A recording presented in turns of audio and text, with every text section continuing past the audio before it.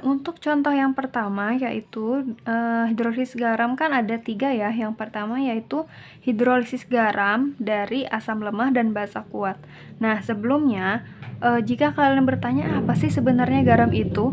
Garam merupakan percampuran dari asam dan basa. Jadilah dia suatu garam.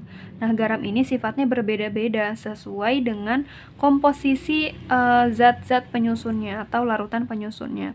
Nah, di sini yang contoh pertama, aplikasi soalnya ya, hitunglah pH larutan yang merupakan campuran dari 100 ml CH3COH 0,2 molar dan 100 ml NaOH 0,2 molar jika Ka CH3COH-nya itu 10 pangkat min 5. Nah, cara mengerjakannya di sini.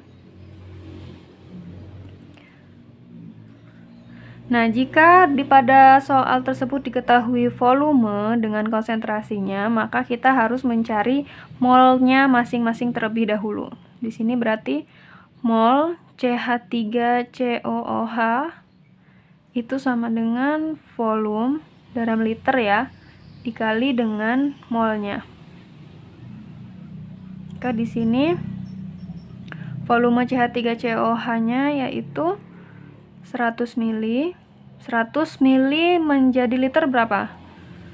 Ya, 0,1 liter dikali 0,2 molar.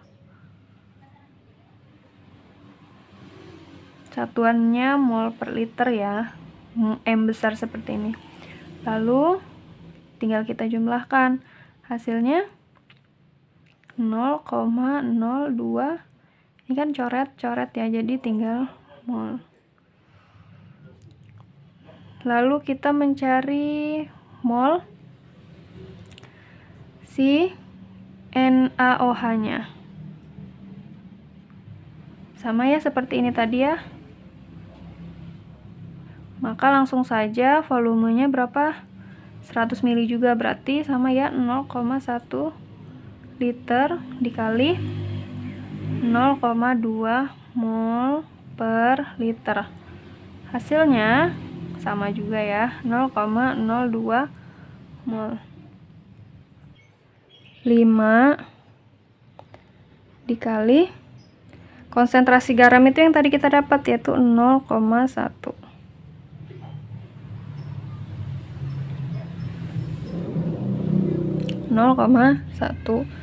Tinggal dijumlahkan aja. Berapa nih? 10 pangkat min 15 ya. 10 pangkat min 14 dikali 10 pangkat min 14 dikali 0,01. Jadi otomatis tambahkan 10 pangkat min 15 per 10 pangkat min 5. Ini kurang ke bawah, maaf. Berapa nih hasilnya nih? 10 pangkat min 5. Kalau dibagi itu dikurang ya, berarti 10 pangkat min 5 dikurang 10 pangkat 15 kurang 10 pangkat min 5. Jadi 10 pangkat min 10. Keluar akarnya jadi 10 pangkat min 5. Jadi pOH-nya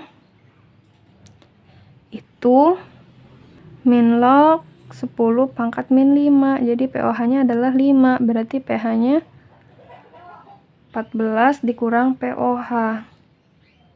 14 dikurang 5, hasilnya 9.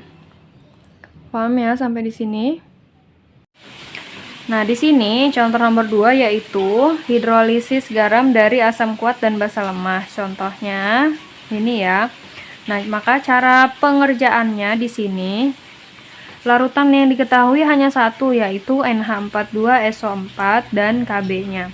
Nah, maka kita uraikan terlebih dahulu larutannya, yaitu NH4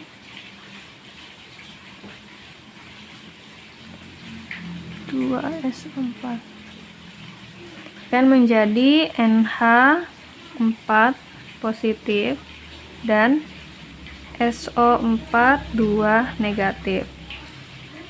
Nah, di sini NH4-nya ada 2, berarti di sini koefisiennya 2. Nah, Konsentrasinya yaitu 0,1. Nah, karena koefisiennya 1 ini 0,1 molar. Nah, bagaimana jika kalau koefisiennya 2? Maka dikalikanlah jadi 0,2 molar. Ini menggunakan perbandingan koefisien ya untuk menentukan konsentrasinya. Nah, SO4-nya berapa kira-kira? Ya, 0,1 molar. Nah, karena yang kita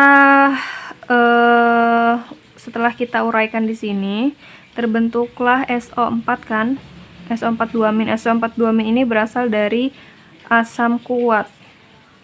Asam kuat dari H2SO4 bisa. Lalu yang NH4 positif ini adalah dia itu suatu basa lemah. Nah, kalau ada dua komposisi ini dari basa lemah dengan asam kuat,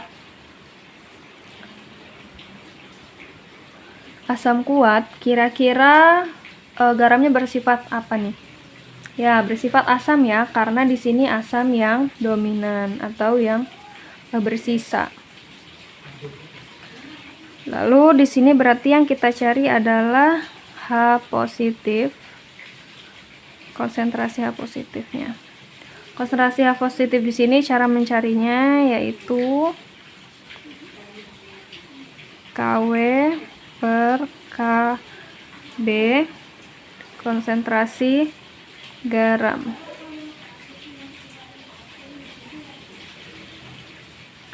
Konsentrasi garamnya.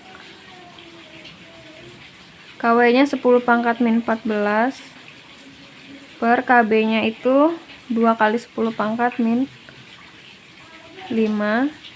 Nah, konsentrasi garam atau di sini adalah anion atau kation ya. Di sini ada 3 nih ya, ada 3 konsentrasi NH4 2SO4, 2 NH4 positif dan SO4 2 negatif. Kalau kalian bingung yang kita cari itu yang mana, nah kalian lihat KBNH3-nya, KB-nya ini dia adalah menggunakan NH3. Berarti garamnya ini pasti akan mirip-mirip dengan NH3, yaitu si NH4-nya ini yang kita gunakan itu 0,2 molar. Oke, tinggal dijumlahkan ya. Sini 2 dikali 10 pangkat min 14 per 2 dikali 10 pangkat min 5.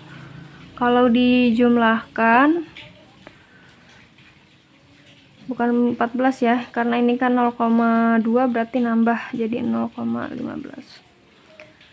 10 pangkat min 15 dibagi 10 pangkat min 5 berarti 10 pangkat min 10. 10 pangkat min 5. pH-nya itu min log H positif. Min log 10 pangkat min 5. Hasilnya adalah 5. Mudah bukan?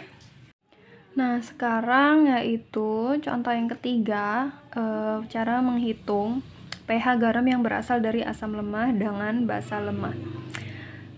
Garam yang berasal dari asam lemah dengan basa lemah itu dia akan terhidrolisis dengan sempurna ya. Nah, beda lagi ceritanya kalau dari asam kuat dengan basa kuat, maka dia tidak akan terhidrolisis. Nah, di sini cara menjawabnya yaitu karena sudah diketahui ya Ka dan Kb-nya, maka langsung saja disubstitusikan. H positif sama dengan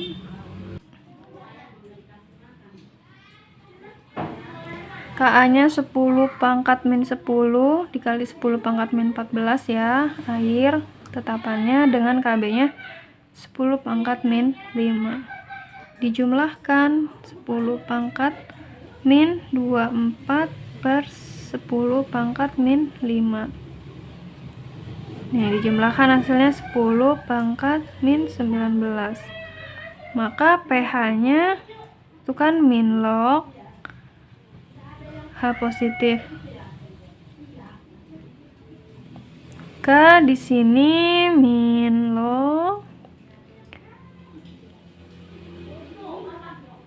10 pangkat min 19 pangkat setengah ya, karena akar itu pangkat setengah. Di sini setengah min log 10 pangkat 19.